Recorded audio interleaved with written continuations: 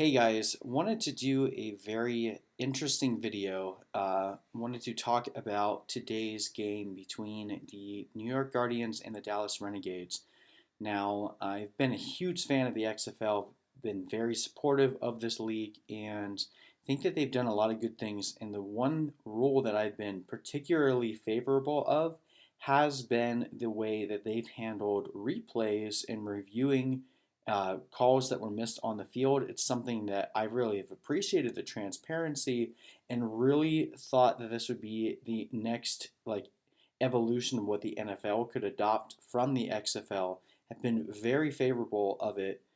But today we saw, well, before we even had this game, we had the whole issue with the Roughnecks and the Dragons. For those of you that watched that game, Philip Walker running the clock out at the end of the game, kneeled down with about 2 or 3 seconds left on the clock on fourth down. Should have turned the ball over and given the Dragons one more shot at the end zone on the Roughnecks 20-yard line. And the referees run off the field, the team runs off the field, and the officiating crew was like, well, we can't call everyone back, so it's game over. That kind of sucked, and definitely wasn't the way that we wanted it to end. Now, I mean, let's be real here. Seattle hadn't done anything offensively for a while. No guarantee they were going to score, and even if they did, they had to score a three-point conversion just to get it into overtime. But they should have had that chance. They should have had a shot. So that was a big miss. But nobody's talking about what happened in the first half of this game, and I want to go over four very clear, in my opinion, very clear and distinct blatant misses against the New York Guardians. And I don't know if it was obvious. Or I don't know that it was intentional, but it sure as hell felt like it. So we'll go through each one. I'll stop the video a few times as we go and kind of narrate what I'm seeing, but this is from the game. And all this happened in the first half. Before the second half, the New York Guardians obviously lit up the scoreboard after getting a giant, they drove down the field, scored with Marquise Williams. They got a giant touchdown pass to Colby Pearson, and then they got a defensive touchdown, scored 3 touchdowns in short succession, and made this game go out of hand. But all these calls were when the game was still very much in contention for the Renegades. Let's just watch. You guys be the judge. Tell me if I'm crazy.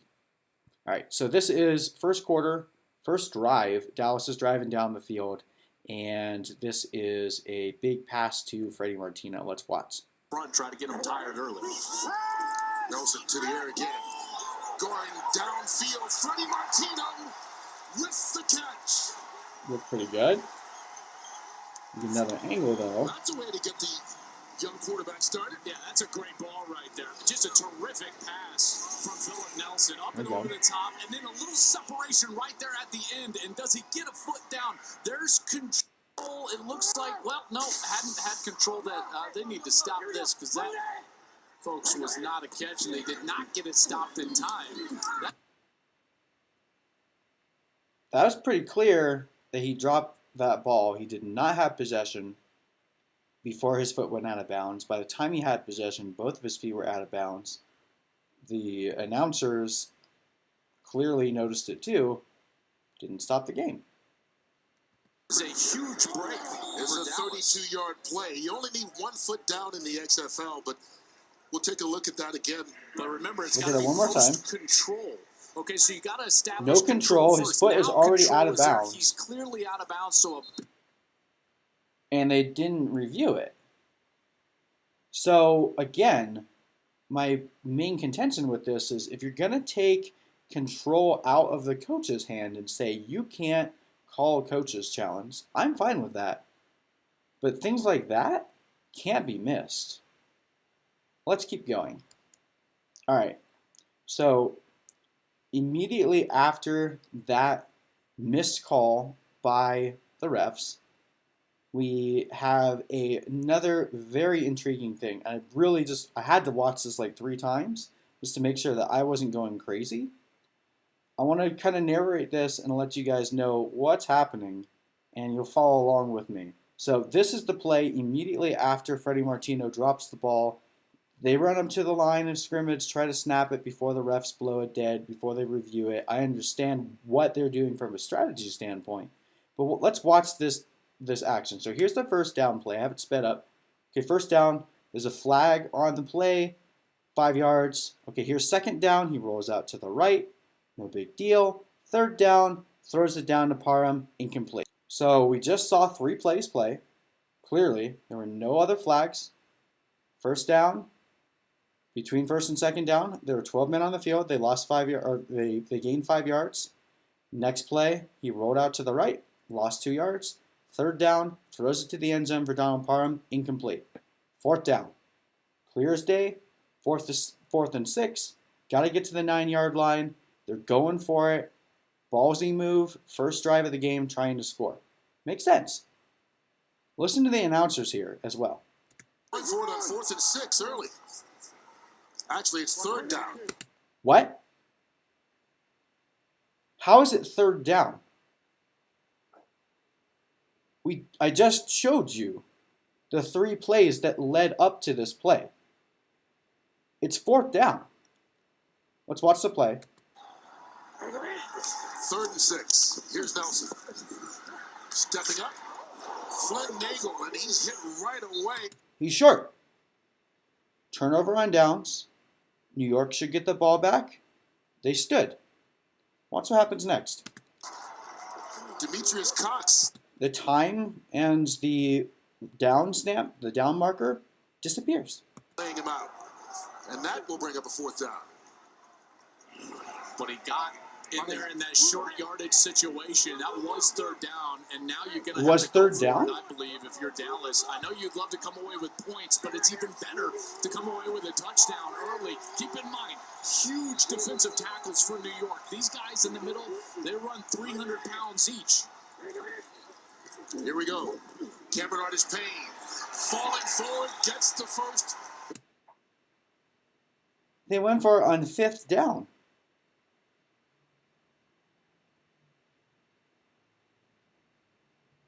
I don't know how that happened. That's really hard to explain, and that's not even the replay booth. I've never seen that in my life. If you guys have seen that happen before, please let me know, because I would like to make a stat somewhere of how many 5th downs have been played and see which team has the best 5th down conversion percentage, but that was jacked up. Fortunately for the Guardians, they were able to hold, and they held the Renegades to a field goal. But 2 interesting things happened on the very first drive of this game. Let's keep going. There's 2 more things that happened in the first half. All right. So a lot had happened between the last problem and this problem. The Guardians had scored a field goal, made it 3-3, got the ball back, drove down the field, and were in scoring position. And then we have this wonderful play here, where you'll also get to hear the confusion by the announcers. So let's watch. Pump basically means I think that they're going to try to fake a hook route, something like this, and then pump it and get it back into the end zone. They go to the top. And Close. the sideline, Teal Redding, just going to be out of bounds when he caught it. Tristan Deku. Good coverage by the defensive back. When you see or hear one of those just tags on the end, like, hey, X fade or something like that, if you get in one-on-one situation as a quarterback with that tagged route. He has 2 feet in bounds. You only need 1 foot in bounds. This is his 2nd foot. Clear possession, clear control, 2 feet in bounds. You're going to take it all day long, and boy, didn't it look like he potentially gained control? There's a foot. And there's a second. Remember, you only need 1 foot in bounds for it to call. They should be stopping the game right now, because in the NFL, had that play happened, the coach of the Guardians would be throwing that red flag as hard and as fast as he could, because that was a clear catch, possession, touchdown. End of story. Completion. That looked very good. Coaches can't challenge, and the replay booth doesn't stop it. I don't know what Doesn't the stop replay it. booth is doing today. They should have stopped it earlier on a clear incompletion that they let stand and continue to play. This one absolutely should have gotten looked at. There's control. There's a foot down. And now, as long as he maintains control through going to the ground, that should be a touchdown. That is a terrible break for New York. And remember, Yeah, I mean, that looked like a touchdown, but it certainly should have been. 3 bad calls in the first half, all against New York. But we're not done. We have one more before the game got out of hand, and it didn't matter what the refs could do anymore. Let's go to that one. So the last drive, the one that should have been a touchdown that we were looking at, ended in a field goal. So they're up 6-3. No scoring had changed up to this point. Half is coming to a close. Got about 1:40 left. New York is driving, but they're out of field goal range, but too close to punt. They decide to go for it. Already noticed this is 4th and 4, but this is 4th and 2 down here. Whatever. 4th and 2, going for it. Let's watch how this plays out.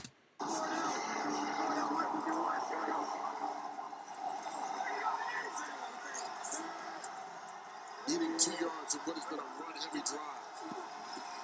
They go to the air, and that's complete. Kobe Pearson fighting. We'll see if he made it. Tristan Deku was there. Looked pretty good to me, but we'll watch some more. That definitely seems like a really bad spot. With him, and it looks like he's going to be short. boy, it looked from up here like he had made it on his forward progress. I thought that was a very good spot for Dallas there. See where he was actually contacted. Tip of the ball. Right on the line. Now keep in mind, they don't do the chain rule in the XFL. So even if they were trying to say that this is not a first down, he had him marked a whole yard back.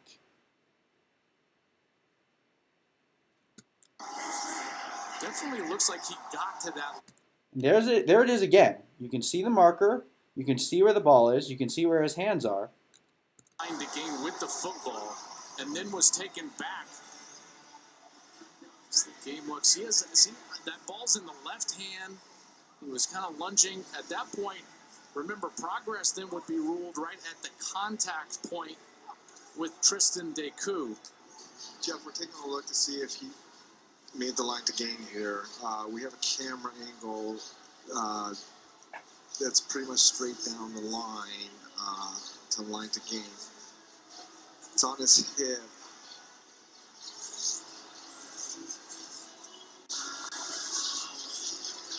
And remember, it's where the ball is. Yeah. That looks good. That looks good. Says it right there. That looks good. Looks good. It looks good from there. What we're seeing is lose sight of the ball. What?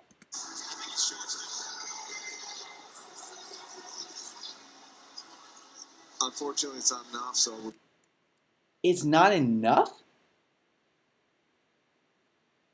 Where are you losing sight of the ball here?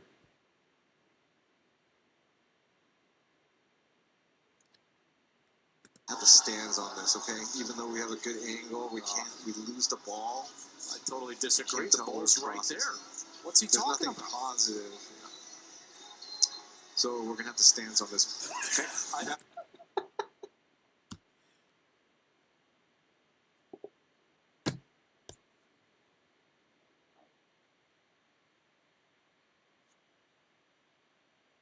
This is bad. This is really bad. We had, like I said, earlier in the day, we had this total mishap where the refs just walked off the field after Philip Walker took a knee with 3 seconds to go and just let the play clock expire.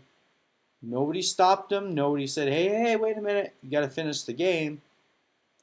And then here we have a blatant drop on Dallas that they just let go. They get a uh, 5th down conversion in the first drive. Fortunately, New York still holds them to a field goal. New York drives down the field, gets a clear touchdown. Incomplete. Settle for a field goal. And then here they're trying to drive. It's only 6-3. It's a 3-point game at this point. They were nearing field goal range. Nope. Take it away. Dallas drives down, scores a field goal on this drive, makes it 6-6. But no one's going to talk about this because the final score of this game, New York won 30-12 because in the second half, they scored 3 touchdowns within the span of a few minutes and made it impossible for the refs to do anything to them anymore. I mean, I don't know, guys. Like, this league is small right now, so there shouldn't be too much riding on this game, but there is also a big portion of this league that is pushing for sports gambling, and as much as I am in favor of there being freedom for sports gambling, and I do think that that actually helps the league grow, how do you prevent there from being people involved in the game that have a bet on the game from altering things that they have control over, such as this? I don't know if we're going to hear anything about this from the XFL. They already reassigned the person that messed up in the Roughnecks game, but that one was so blatant and clear. This one was less obvious because it didn't appear to affect the outcome of the game because of the final score. But again, if Dallas would have come out and scored a bunch in the second half, you'd have a completely different story. Because the way I see it, Dallas shouldn't have gotten their first field goal.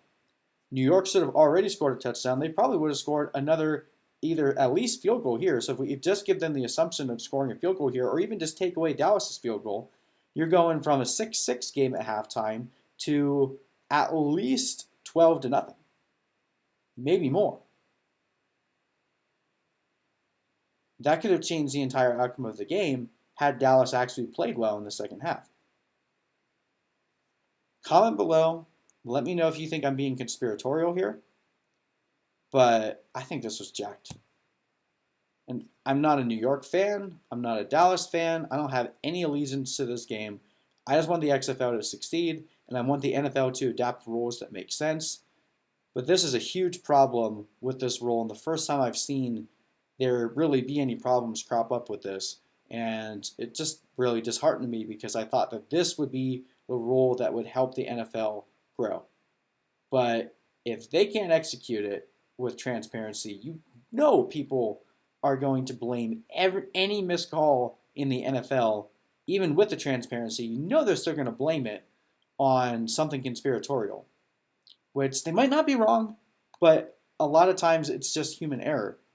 But is this human error?